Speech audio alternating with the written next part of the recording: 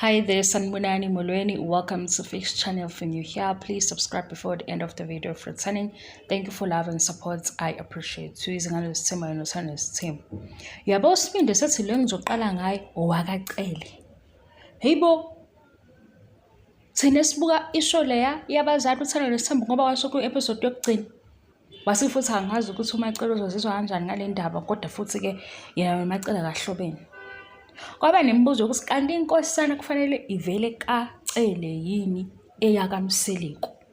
Kodwa futhi sabona ukuthi uLwandle ngithi uyinkosana ngendlela kushadwe ngayo njengoba ingane mamkhulu uMacele noSibindi usefika nokuthi uzothatha uMacele as first wife. Shese inkosana ke kuzoba indodana le azoyithola kuMacele ose first wife.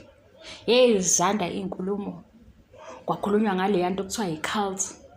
Ungayifunda ukuthi i-cult iyenzeka kuma kunjani kodwa kunento abantu abasuke bekholelwa kuyo bebaningi mase kuba ne-pattern yokwenza izinto ezifanayo. Ngase sithi hayibo ushiye kuhayibo. Leyo ukuthi uSibindi ufuna umamkhulu wakaCele wabe wahlukana naye bengakayithola ingane into yenzeke kushow. Ethusa abantu abade bebuka ishow. Nayi ngithiphe ngizokunika yona because uzohlala kuleli cult. Ngingaze ngikhulume ngande nangi cult kodwa ke ungabheka. Bengithi mina wedade webhuti wemalume weanti ngoba lento le platform iyasebenza and uzofika lana ngokundermine bonke bezobe bekhuluma. Mina ke ngithi ngoba unakho okuhlukile noma ungakabi ke nakho. Thatha le channel ekubangile isidini. Waze lama video lawo uvele wena uwenza ama corrections uwenze ngendlela e-right ukuze uzoyeka ukuthi izindaba zabantu ngoba lokuthi izindaba zabantu ngeke sikuhlebele ukuthi sithole 50 rand abangakanani kodwa mina bengithi zama angithi uyambona lo Fix SA uqale endaweni aqale kuyona wafika lesefike khona ngezindaba ayithathe kumabona kude mhlawumbe kuyawunqena umabona kude ukuthi ubuka u30 minutes lowo ubuke enye ishow kuyokuthatha isikhathi eside. Yabona lentombazane le ikhuluma manje lebuye ihleke kwamanye ama video ibe njani thatha lento ke uthi ufuna ukuyicorrecta uyilungise wenze ngawo ama video uzobona ukuthi uzothula kanjani ekutheni phumani kwizindaba zabantu.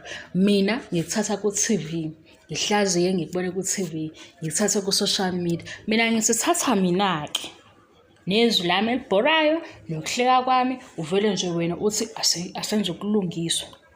Ngeke mina ngibe nenkingi ngoba mina engikhuluma ngakho ngikuthatha ku TV manje ayizwakali lento because uthanda izindaba zabantu kakhulu ekuzithandeni usuyikhuza sewuphakathi ingabe sayikhuza ke uyabona ukuze manje izoncipha le ndaba ukuthi ungicasukele kodwa yini thatha mina angibe yilento yakho mina ke kodwa ngibheki ke lento.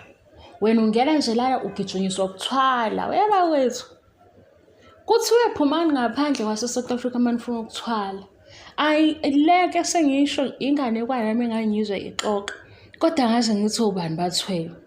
Thatha lento ke ile ntombazane okhulumayo vele ubhale ngale ntombazane uvele nje usho ukuthi ama video akhe uyagxeka kokunye ubias kokunye unje. Mina ke anginankinga ngoba ukhuluma ngento nawe oyixoshe ku YouTube. Ukhuluma ngevideo oyibukile. Ukuze ungacasuki ukuthi phumani endabeni zabantu ngoba mina ngithi hawu uzubhale nje shit. Ungibhalela shit manje ngokuthi ulalela. Ungibhalela shit ngokuthi ulalela ivideo kodwa ubona ukuthi angenzi lutho. Ubona ukuthi nje ikhona into engekho right. Okay, ayikho ke right. Thatha le wrong uyilungise uqala ama video akho. Ngokuhamba kwesikhathi uzobona ukuthi ushintsha kanjani i-direction. Kunjani ke lokho? Ngoba mangithi yenzana okuhlukile anikufuna okuhlukile ngifuna khona lokho othatha lento inyoka imkhovu nani izinto esingazazi singaze siyibone indawo inganekwane.